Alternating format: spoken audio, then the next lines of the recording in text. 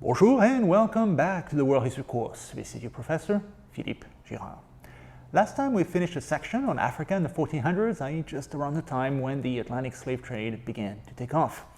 Today we'll start a new section that will take us to the area of the world that African slaves were taken to, and that would be the Americas. Specifically, we'll focus on 4 areas of the world: Central America, the Caribbean, Mexico, and Peru, that were home to impressive Native American civilizations.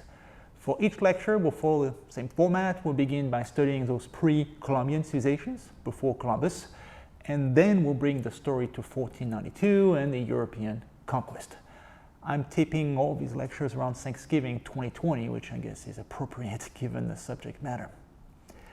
You may wonder though why we're studying the Americas so late in the course, but human beings also got there late. Our species, Homo sapiens, only originated in East Africa and then only got to the Americas around 15,000 years ago, which is really like a blip in the long process of human evolution. According to the prevailing theory, early humans first went to East Asia and then simply walked across the Bering Strait during the last ice age, when the area was still passable because the sea levels were much lower than now. And then from there, the human beings fanned out across the Americas from north to south. And then later on, the Bering Strait became impassable again when the ice age ended and the seas rose, and so those human migrants got essentially stranded in the Americas for millennia and millennia.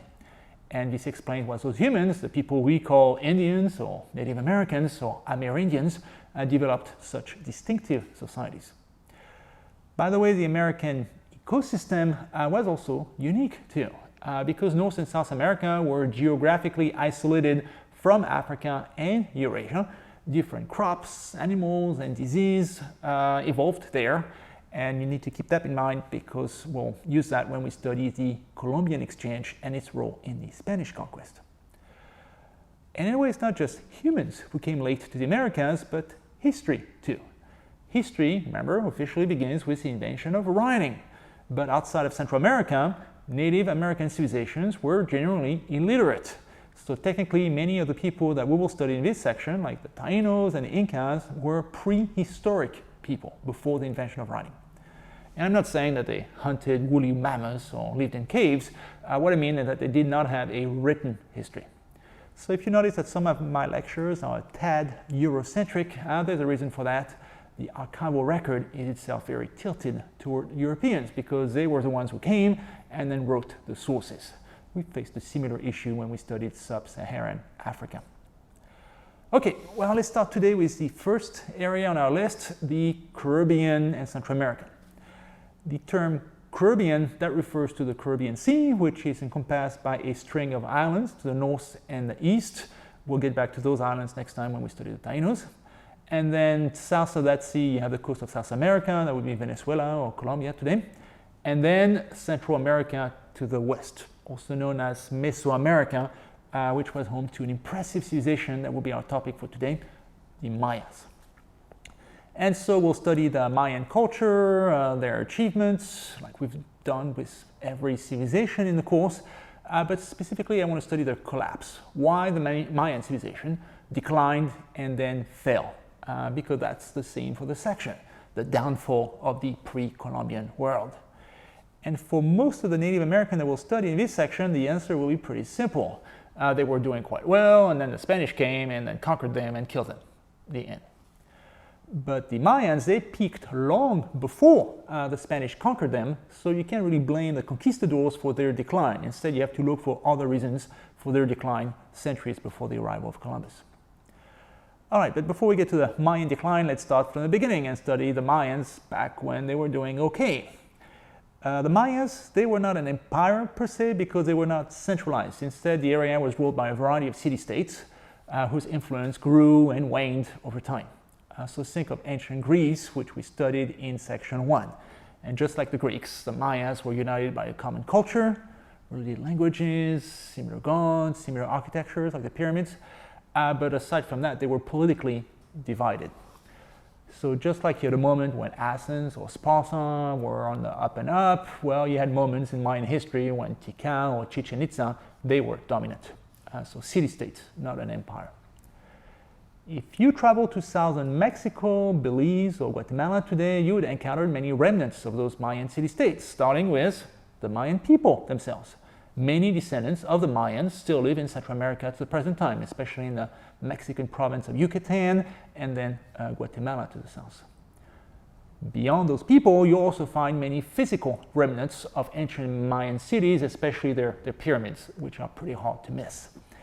Some of the most famous pyramids can be found in the Yucatan Peninsula of Mexico, like Uxmal, Tulum, and the most impressive of those Mexican sites, Chichen Itza. And you can also find some in the northern part of Guatemala at a site called Tikal. And by the way, if those pyramids at Tikal look somewhat familiar, it's because you saw them in a Star Wars movie. Apparently, that galaxy far, far away is actually located in Central America, Tikal, Guatemala. The Mayan sites that I just mentioned, they are the most famous, but they are hardly the only ones. I remember going to a conference in western Belize 10 years ago, and on our day off, the organizers took us to a dig that they were working on at a site called El Caracol. And I had never heard of the place before, and yet it was just as massive as some of the more famous sites that I had visited elsewhere in Mexico, Guatemala. And when I got to the top of the main pyramid, I could see mounds emerging from the flat landscape here and there. So I asked one of the archaeologists what those hills were, and she told me that all of them were other pyramids just waiting to be excavated. So I'm sure there are plenty more Mayan pyramids to be found in Central America. Most of them are located in remote jungles. It takes a lot of man-hours to do a proper dig, so there will be a long process. A major step forward in recent years has been the invention of LiDAR. It's essentially a downward-facing radar that can be used from an airplane. And so by simply flying over the forest with that LiDAR system, archaeologists can now map the entire region from the air. And this way, thousands of buildings and canals and roads simply just pop up on the screen when it would have taken decades to map those same sites from the ground in the jungle. Anyway, my point is that the Mayas were an impressive, sprawling civilization consisting of many city-states, many of which have not been fully studied yet by archaeologists. When studying ancient civilization, I often raise the question of sources. How do we historians uncover the past? Well, we could do so by looking at physical evidence, such as the ruins of El Caracol that I mentioned earlier, but we can also use written sources because the Mayans were literate. They had a complex writing system made of glyphs that were a bit like Chinese. Each symbol represented a whole concept rather than a sound like an alphabet would. So there are actually written sources among the Mayas of Central America, which is typically not the case for many other Native Americans. One problem, though, is that for the longest time, archaeologists could not read that Mayan script. But eventually, just like the hieroglyphics of ancient Egypt, the Mayan glyphs were deciphered. And it's now possible for experts to read all the carvings that you'll find on Mayan monuments and thus retrace the history of the Mayans as written by the Mayans themselves. The Mayans also wrote codices, which is simply the plural of the term codex. And codex or codices, these are ancient Mayan manuscripts. I think they were written on a tree bark. So, great again, more sources for us. Except that most of these codices were destroyed by conquistadors and princes after the Spanish conquest in the 1500s in a great big bonfire. So only 4 of these Mayan codices survive today in the entire world. And to make it worse, they've been taken elsewhere to places like Berlin or Paris. So think of it, it's as if the Greeks only had 4 books left to retrace the entirety of their ancient heritage. And they had to travel to another continent to study their own history. What a tragedy that would be. There was one exception to this work of erasure. After the conquest, one Spanish missionary recorded local oral traditions about the creation of the world, what is essentially the Mayan creation myth, and that missionary from Spain wrote it down. That's called the Popol Vuh, and it has survived all the way to this day. But you know how oral traditions aren't always the most reliable source, especially since the Spanish only came to Central America in the 1500s, whereas the Mayan civilization peaked much earlier, roughly around 200 to 900 AD, so there's a big gap there before the oral tradition was written down. History, so that requires sources, of course, but also timekeeping, all these dreaded dates that you have to learn for the quizzes. Well, in ancient times, tracking time, that typically meant studying astronomy, and then creating a calendar based on the sun, like the Christians did, or the motion of the moon, like the Muslims did. Well, the Mayans were talented astronomers, so they created multiple calendars based on the sun and the moon, which allowed them to record events with great accuracy. And the Mayans were obsessed with dates. When archaeologists finally deciphered the glyphs carved on Mayan monuments, they realized that those carvings were a litany of dates, retracing how ruler X built Temple Y or defeated enemy Z in the year 721 AD, or what have you. So you have archaeological digs, carvings, and codices, and whatever oral traditions were recorded by the Spanish after the conquest. These are the sources that we have on the Mayans. So now we can move on to the next step of the historical process, which is to ask some questions. And the first question that comes to mind when visiting Mayan sites is, what sustains such a vast population? Clearly, we're talking about cities of several dozen thousand people, because immense manpower was needed to build such huge pyramids. And remember that the Mayans did not have horses or other draft animals. And yet, the area around Tikal or Chichen Itza would be quite dry today, which is not ideal for sustaining a large population. So, how did the Mayans feed themselves? Well, one solution was geoengineering. The Mayans were very skilled at building irrigation ditches to get water where it was needed. And because there was little water above ground, again, the area is fairly dry, they also tapped the cenotes, which are also known as sinkholes in English. And those cenotes, they are spots where the limestone layer that is everywhere in the region, underground, has been so eaten up by underground rivers that the ground above it, the surface, collapses, creating a cenote or a sinkhole. Florida has the same kind of geology. So the Mayans, they would then use those cenotes as a source of fresh water. And in fact, the cenotes were so crucial to the Mayans that they performed some human sacrifices there as a kind of a thank you to the gods. Another key to Mayan agriculture, that was corn, which was central to the local diet, in the same way that, wheat was in Europe or rice in Asia. Speaking of local crops, cocoa is also native to Mesoamerica, which is chocolate. And keep in mind, though, that the chocolate that we consume today also includes milk or dairy, as well as sugar, and neither of which existed prior to the European conquest in the Americas, since there were no cows and no sugarcane. So we're talking about some very bitter, dark chocolate, which was often consumed as a powder mixed in with water, not milk. Again, no cows or sheep in the Americas before 1492. Still, chocolate was highly valued, and because cocoa had that special status in society, it was often consumed as a drink by the elites. In fact, chocolate was so prized that the cocoa bean was often used as a form of currency as well. Add that to the list of weird currencies we've studied in the course, like cowrie shells. So, an efficient farming system. That was my point. In the first section of the course, I mentioned that historically farming led to population growth, and then to the rise of cities, and then to social stratification, social classes. Well, that was true of the Mayan world too. Wherever the elite separated themselves from the commoners, they would be consisting of warriors and priests. And again, no big surprise there. Many of the civilizations that we've studied were dominated by the people who controlled the gods and the swords. So what did the elite of the Mayan world do, aside from sipping bitter chocolate? Well, the warriors fought. The Mayan world was not politically united, so wars between city-states were quite common. As for the priests, well, they prayed. The Mayans had a complex pantheon with many gods, including gods associated with the sun, the rain, and corn, i.e. everything that was essential for agriculture. Variations of these gods were worshipped all over Central America, so we encounter very similar ones when we study the Aztecs of Mexico, who came later. Like other civilizations that we've studied, the Mayan priests would consume hallucinogenic products, in this case, water lilies, amazingly, just as a way to get high and communicate with the gods. Think of the Greek oracle of Delphi, or those early Hindus with the Soma. And worshipping the Mayan gods required drugs, but also sacrifices, offerings of food and animals, and offerings of blood too. To keep the gods happy, The elite would cut blood-rich areas of the body, like the tongue or the penis, ouch, and then donate that blood to the gods. And then actual human sacrifice was also practiced, but we'll get back to that issue when we study the Aztecs, who practiced human sacrifice on a much larger scale than the Mayans ever did.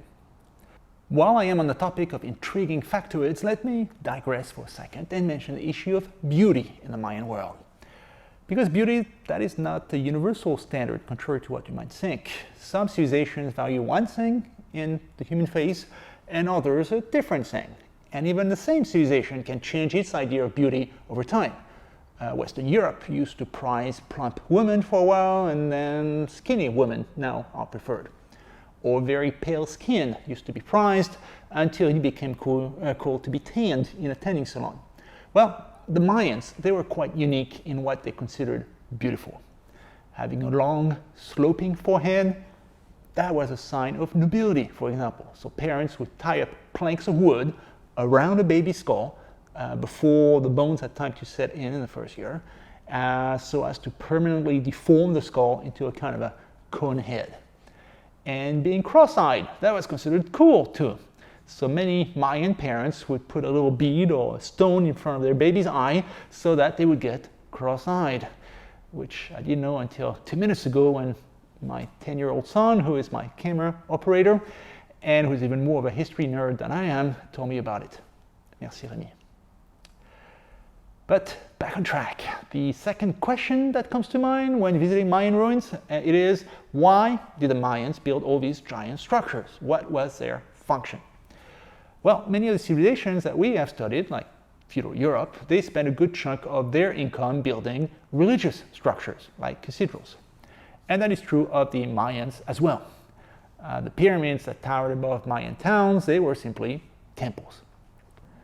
Interestingly, if you cut through them, you encounter even more pyramids hidden inside, like a giant nesting doll. In keeping with their cyclical vision of time, the Mayans would start small with a small pyramid, and then they build a larger one around it after a cycle of years, and then an even larger one at a later date. The other large buildings that you encounter at Tikal and other Mayan sites were palaces for the elite, which also give you an idea of what their society valued, i.e. the rich. Other buildings that you'll find at Chichen Itza, for example, were observatories, since astronomy and the keeping of time, they were also highly prized by the Mayas. As a side note, I always wondered what future archaeologists will think of our society based on the ruins from our cities. We don't have pyramids, but we have skyscrapers in New York City, so temples to the god of business. And we also have many highways and bridges, temples to the car god, I guess, and endless suburban sprawls dotted with gigantic golden arches in the shape of an M. And future archaeologists will probably wonder who this M god was. But anyway, back to the Mayas. Their Mayan towns, they typically featured a central plaza with a pyramid on one side and the palace of the rich on the other, and maybe an observatory nearby, but also a ball court. These were rectangular structures with a wall on either side and often a hoop made of stone. That was a place to play a game that was a bit like basketball or racquetball today. The idea was to keep the rubber ball in the air by using only one's body parts. And sports today is done for entertainment, and so it was for the Mayas, who played their ball game because, well, they enjoyed it. But sports today can also be a proxy for war as a way to symbolize our national rivalries. Think of Diego Maradona, who just recently left us, and the England-Argentina game at the 1986 Soccer World Cup, or the miracle on ice between the US and the Soviet Union at the 1980 Olympics.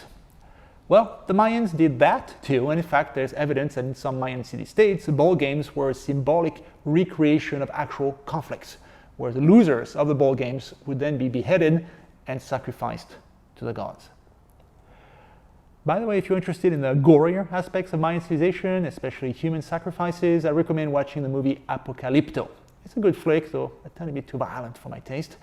Just don't take everything at face value. This is Mel Gibson's version of history, not a scholarly recreation of the Mayan world. Now, let's go on to the third and most crucial question of them all. How did the Mayan civilization end? And the theme that runs through this section is the impact of the Spanish conquest, how conquistadors took over and destroyed thriving Native American civilizations. But the Mayans, they don't fit this narrative because they peaked around 200 to 900 AD, so they were already in decline by the time the Spanish showed up on the scene in the 1500s. So here is the million cocoa bean question. Why did the Mayan civilization collapse? And again, we can't blame the Spanish for that one, since the Mayan collapse began 600 years before the Spanish showed up. Well, that's a question that historians of the Mayan world have been trying to ponder for decades, and they've come up with multiple theories. The one that seems most convincing to me involves overpopulation and climate change. Read the book Collapse by Jared Diamond, for example. And that's how the theory goes. When the Mayan population ballooned in the middle of the first millennium, AD, farming techniques struggled to keep up. And so the Mayans cut down more and more of the virgin forest around them to clear new farmland for that population, which upset the fragile local environment. And so droughts became more frequent, soil degradation became an issue, and that in turn led to famine and competition for rare resources among city-states, and then war. And the history of many Mayan city-states ends with an invasion by a neighboring state or some internal struggle and the overthrow of the local elites. In the class, we've often wondered what the main engine of history is, whether it's natural factors like the Black Death epidemic, or man-made events like the conquest of Genghis Khan. In the Mayan case, it's a bit of both. Man-made environmental change leading to human conflict. Whatever the cause for their decline, by the end of the first millennium AD, the Mayans had stopped building new temples and palaces, and they had stopped carving messages about great kings and dates into the stones. Mayan people, they still lived in the region, but in much lesser numbers, and they no longer built the magnificent pyramids for which they're famous. So the Mayans did not suffer the brunt of the Spanish conquest in the 1500s because, well, they were already well past their prime at that point, and they had few riches to offer in comparison to the Aztecs and the Incas. But they were impacted nonetheless. The remaining Mayan city-states were finally overtaken by the Spanish in a protracted series of campaigns in the 1500s and 1600s, and Central America after that became yet another part of the Spanish colonial empire, just like the rest of Latin America. Aside from war, the Spanish introduced diseases like smallpox and malaria, which were previously unknown in the region. And so the result was probably a 90% drop in the local Native American population, which is hard for us to fathom. I mean, I'm taping this in 2020 when our entire society has been thrown upside down by a virus that only kills about 1% of the people it infects. So I can't imagine what it must have been like to lose 90% of one's population. After that, the Mayans who managed to survive war and disease, they faced a very different world. I already mentioned how overzealous Spanish missionaries burnt hundreds of precious codices, thus erasing the past of the Mayan people, what you might call a form of cultural genocide. Meanwhile, those missionaries introduced Catholic Christianity to erase the local gods as well. Though I must note that there was enough resistance locally that the Mayans managed to incorporate the new Christian god into their existing pantheon of gods, instead of completely ditching the old gods. That is called syncretism, the mixing of religions. And that process is still ongoing. I remember visiting a town next to Lake Atitlan in Guatemala, where there's a very large Mayan population to this day. In the middle of that town, right next to the Catholic Church, there was a temple dedicated to the Mayan gods, which was still being used all the way to the present day. So not all of Mayan culture was lost after the conquest. In a way, all of Central American society became syncretic, not just two religions, Catholic and Maya, mixing together, and two sets of languages, Spanish and various Mayan languages, but also two people, the descendants of the Hispanic conquerors and the descendants of the Mayan people. And that duality underpins the current socio-political dynamic in Central America to this day. In places like Guatemala, there are still tensions between the upper political class, which tends to be dominated by light-skinned Hispanics, and the rural peasantry, which is often of Mayan descent. And that led to a tragic civil war in the 1980s, for example. But that's taking us quite far away from the time frame for this course, so I won't get into the details. I'll just refer you instead to a show I did for our university radio on Ricoberta Menchu, a Mayan activist from Guatemala in the 1990s. Well, that's it for today. So what did we learn? We saw how the Mayans managed to sustain a large population in Central America. We covered some of the main features of their culture, including their pyramids, their gods, and their calendar. And then we studied their mysterious collapse. So 3 important lessons. Next time we'll stick with the same general area as we head east across the Caribbean Sea to the islands inhabited by the Taínos. They were far more directly impacted by the Spanish conquest because, well, they were the ones who met Christopher Columbus in 1492. That should be interesting. Au revoir, and see you next time.